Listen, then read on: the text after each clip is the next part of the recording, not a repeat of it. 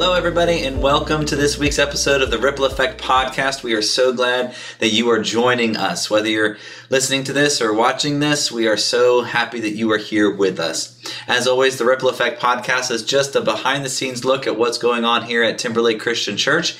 It also gives you some information that you might need to know coming up on this week. So we're so glad that you're here with us. Our usual way that we do this is we have a recap of last Sunday, then we give you the TLCC top 3 of what you need to know going into this week, and then we have a spotlight for the week and close it all up with a blessing to send you on your way. But before we do any of that, let's get our introductions out of the way. I am happy to be back in the studio.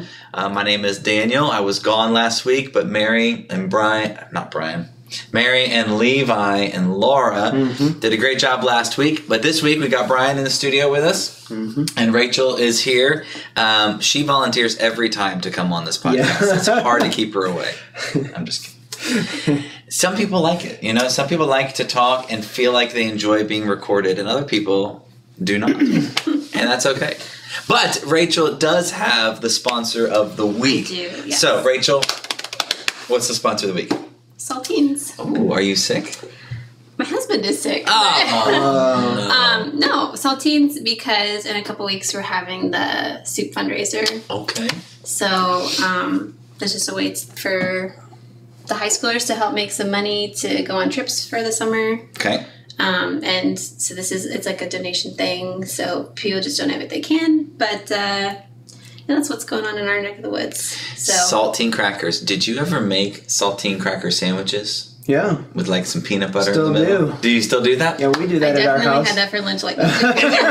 There's a box of saltines in the kitchen, and I forget my lunch every single day. Put a little bit of peanut butter in there. So I'm just like sitting in my office, and I've got a sleeve of saltines and a big old cup of peanut butter, and Levi's over there working. Now I know if I'm hungry, there's snacks over there. Yeah. My favorite was, I do like the peanut butter, but if my parents ever had like summer sausage, and then you get that and a slice of cheese, put it on there, it's delicious.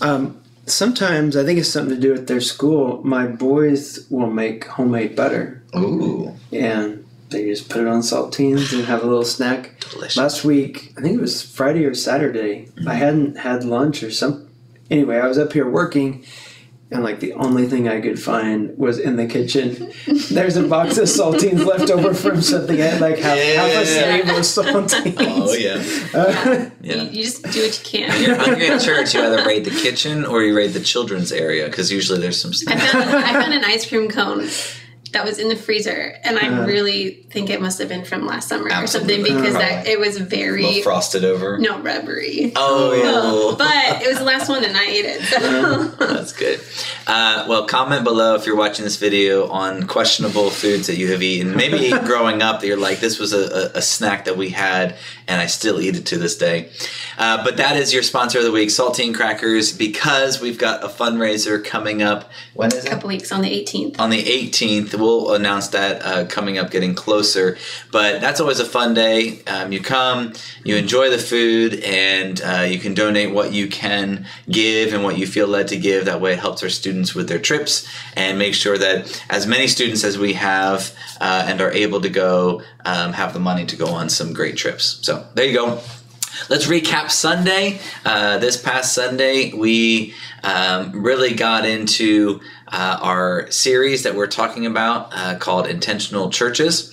And it was a good Sunday. You led music, and I didn't see anything go wrong with music or tech or lights. I don't think so. First hour I messed up one song, but probably nobody would know. All right, let's get into the details. What part exactly? Well, it was the song Kirsten led, Battle Belongs. Oh, okay. At practice, we changed up how we did it, but I'd already practiced it 4 times the other way, so... I'm curious if anyone who's watching this or listening to this could pinpoint that. I said if they saw anything, it would be our facial expressions, because Kirsten looks over at me and scowls what are you doing? We talked about this 5 minutes ago. I felt so bad. Oh, that's funny. Because there was a part where she's supposed to build up, and then I just cut it off. But anyway. That's why I always say, if you're, sometimes with songs you just follow the leader, and you just got to go with it. So that's live music. Yep. No, that was really, really good. And we talked about the teachings of Jesus and what the apostles' doctrine is. And basically, it's the teachings of Jesus that he handed down to the apostles, that they have handed down faithfully to us. And devoting yourself to those teachings is incredibly important because it transforms the way that you think and how you treat one another. So that's what we talked about. Rachel, is there anything interesting or exciting that happened for you Sunday? Well, not for me. I was only there for first hour for Sunday school, but because Alec started his new Sunday school class with your wife. That was exciting. They started their new class, but our boys were sick. So we did a quick... The switcheroo. We did a quick flip-flop, drive home really fast so he can come in. Yeah. But we started a new series in the high school classes, so I'm actually just now transitioning over into the high school class for a few months. Good. Until June when the new middle schoolers move up. So other than that, it's been nice being with the high schoolers again for a little bit. For those of you who don't know, our junior high and high school ministries meet during the first hour of church, and they have Bible study together, and they're split, junior high and high school, and you guys do a great job of leading that. You are the second person. There was another couple on Sunday that were doing the switcherooski, where one came first service and then went home to their sick kids, and then the other one came for second service. That happens. Yeah. That absolutely happens. Yeah. Well, good. And you're not going to get sick at all, so that's good. Great. She's staying strong. I go on record as I am always the last one to get sick. Oh, okay. And my husband will say he never got sick until we got married. He says when we got married, I finally started getting sick. And I was like, yeah, right. Well, he eats pretty healthy until we got married. So I don't really. You introduced him to all sorts of stuff. I guess. So. Oh, that's funny. We had the new stage design. Oh, yeah. So I was excited about that. And a lot of people commented. And Levi helped make that. The design came up. People kept asking me, where did you get that idea? I'm like, this is just a huge craft project. You went up there and looked at it. Yeah. In fact, one person said we made these kind of things like in grade school on a 7-inch thing. And the thing was, recently I was having a conversation with somebody, I don't remember where it was, about environment, the atmosphere in which we worship. And I said, you have left brain, right brain people. I mean, you have some people that literally they don't care. We could be just having white walls, brown carpet, visuals are nothing, for them. But for a lot of us, visuals mean a lot. Like they don't become the main thing. Yeah. Like you can go way too far with that, with what we do with lighting, with the stage props, projectors, LEDs. We've talked about LED wall. A lot of churches put in LED walls that cost tens, hundreds of thousands of dollars. And coming soon. There's someday we may have one because the price of them keeps coming down, and it may get realistic at some point. Yeah. But where I was going with that was the environment. The comments like I hear Sunday make a big case for putting time in what we did this week. Cost very little money, so it wasn't much money, but there was a lot of time put into it, and the comments I get are like, it just sets the tone and helps me relax, or produces energy depending on what we do with the lighting with it. It can do a lot of different things, and aesthetics mean a lot to a lot of people. Yeah, and that's why we do put money and time into that. Do you remember? It was one of the first sermon series I did. It wasn't the first one, but it was that first year. We did a sermon series on Hosea. Oh yeah. And we messed with the idea of scarlet, because Hosea is that story of his wife, not being faithful to him. And we bought a bunch of white fabric and we draped it everywhere. We still have that. And one of the first comments to me was, "Is this a wedding?" Because it kind of looked like a fancy wedding. Yeah. But you know, I do remember that. That was one of my favorites, actually. I love favorite designs. It was it was just super simple. I thought so too. I thought it was really quick. It's really trial and error is what it is, and it's kind of like when you're learning how to decorate your own home and what you want it to feel like and what you want it to be like is trial and error. So, well, I was describing it like what makes a big difference in where you decide to go out to eat. A lot of times is the environment. Yeah. There are exceptions. I don't want to mention any names, but there are places people go here in town that have zero environment, but they have great food and they still go there. Yeah. But for the most part, we like going to places that have a good atmosphere to them. If I can throw peanuts on the floor, it's a place for me. Yeah. That's all I'm saying. That's all I'm saying.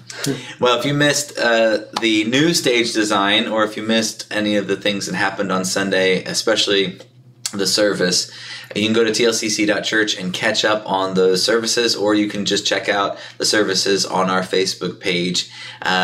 We'll continue in the series called Intentional Church, and this coming week we're going to be talking about communion, which I'm very excited about, and what it means to break bread and to remember Christ's sacrifice. So that should be exciting. All right, let's move on to the TLCC top 3. Here's the top 3 things you need to know for this week. Brian, go. Okay. First one is this coming weekend is the men's second Saturday. So it's a light breakfast, donuts and coffee usually. I call that an appetizer. Yeah. I don't eat breakfast. So I go buy the donuts and then don't eat them. But I love breakfast food so much. Mm-hmm. And if we're going to do it right, I would make eggs over medium, bagels, little cheese, little egg, and put on a bagel and have like bagel sandwiches. We could have donut sandwiches. Bagel. Bagel? Is that a Delaware thing? Well, you just tell me. I don't know. A bagel. But and we go home. Like my O's are weird too sometimes. Home. Maybe it's because I spent time with my family that it's coming out a little bit. Yeah. There was also a friend. I met someone's dad who's like a New Yorker, so that my Eastern accent was coming out a little more. Okay, so what time is it meant? 7:30 a.m. right here at the church in the coffee bar. This Saturday. Okay. All right. The next thing is the Deeper class is coming up. If you're new to the church, never attended Deeper, that's this Sunday, and then the following one we meet for 2 sessions, and that's at 10:45 in the back corner of the building. That's northeast corner of the building, right at 405, 406. So we hope that some of you show up for that. And then the last thing we want to talk about is Missouri Christian Convention. I'll let you talk about that because you're on that team. It's about a month away. The Missouri Christian Convention is a convention that's been going on for a long time. It's actually our 50th year this year, which is bicentennial. Bicentennial would be 25. 2. I don't know what what's 50th then? Semi-centennial. Is that how you Is centennial 100 years? I don't know. Somebody please. Years. Okay, so this is half of that. Half the I don't know what it's our 50th year celebration. It's a convention where Christian churches from all over Missouri come together, and we have a weekend where there are teachers, there's workshops, there's fellowship times, and main sessions. There's sponsors, there's ministries from all over Missouri that are being highlighted. It's a great time for you to connect with other people and other Christians in Missouri. It's a great time to be encouraged, and it's also a fun time for your family. That weekend, it's Friday and Saturday, March 8th and 9th, and that Friday and Saturday there's stuff for kids, there's stuff for youth, and it's just a great convention all around. If you want to register for that, you go to mcconvention.org, and you can get a room there if you'd like. It's at the Lodge of the Four Seasons at the Lake of the Ozark.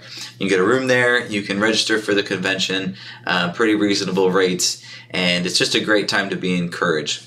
So we are if we have to find a volunteer who's willing to drive the van, because Brian and I will both be down there early. But usually we'll send a van down on Saturday. So if you don't want to spend the night, but you want to participate, the registrations for the convention are really, really cheap. And you can just pay the registration fee and then be there all day Saturday. You'll hear 2 different speakers in the main sessions. And then there's 2 different times of workshops and times for kids stuff as well. So that's always an option that we'll have. We'll get signups out this week for if you're interested in going. We'll need enough people to sign up to go in the van to be able to send one, but that is coming up. So be looking out for more information, or go to mcconvention.org and sign up today. So that's your TLCC Top 3. Men's Second Saturday is coming up this Saturday at 7:30 a.m. here at the church. We've got Deeper class coming up on Sunday, and that goes for 2 weeks. So if you are newer and want to get connected to the church a little bit more, that's a great option for you during our second hour. Or if you know people that are kind of on the fringe, or maybe you've invited to church a couple times, that's a great next step for them. And then the Missouri Christian Convention, which is coming up soon. Go to mcconvention.org. That was a lot of stuff. Okay, well, that's basically all we have for you this week. We don't have a sponsor of the week. We've got some things coming up down the pipeline, but this is going to be a little shorter of an episode, which nobody is screaming at or being angry at. I did have a quick question for both of you, because we got to throw a question out there. This is just a primer question for this coming Sunday. Is there a best communion experience and worst communion experience that you've ever had?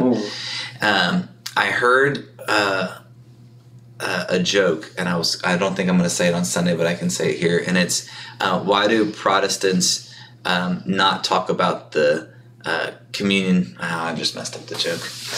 This is why I can't say it on the week. I forget what the setup line is, but the punchline was we don't know how to spell Eucharist was the punchline. But if you had to think about, okay, here's a time was like a great communion experience, and then like maybe not so great a communion experience. Do you have anything? And I can go first because to give you a moment to think. So it's the same communion experience that was both probably one of my favorites and worst. It was kind of combined. And it was when I went to a Lutheran church with my Nana, and they had 2 lines. One was for adults who got the wine because they had the glass, and then they actually had the wine, and one was for kids. So I went to the kids one, and I knew enough about communion to know that, okay, we're celebrating and remembering Jesus' death and what he did for me. And so I take the communion and I go and I come back to the seat and I take the bread and I drink the juice, but it was wine. Someone had given me the wine and I started to spit it out of my mouth.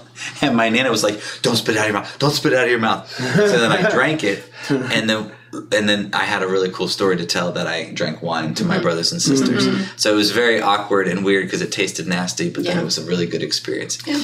So it's not super holy of a remember, but it was a good one. So good communion experience back. I have a few bad ones, but I'll share just one. And this was back when I was in high school. I might have been in middle school, and I had a youth minister at the time, and we had gone on a hiking trip, kind of like we would go to Rockbridge or whatever. So we went on this hiking trip. There's a place near where I grew up called Hocking Hills, and I think it was Hocking Hills. So we went there, and we're hiking, and we're finding these waterfalls, and we get to the top of this waterfall, and he's like, okay, we're going to share communion. Well, he had forgot to bring communion. So communion was literally Doritos and Mountain Dew. I like it. And I was just like, I mean, whatever, like, God can take it, it's fine. But I just remember thinking, like, that was kind of disappointing. Because it was going to be this great experience. Yeah. Some might argue the Doritos and Mountain Dew made it better.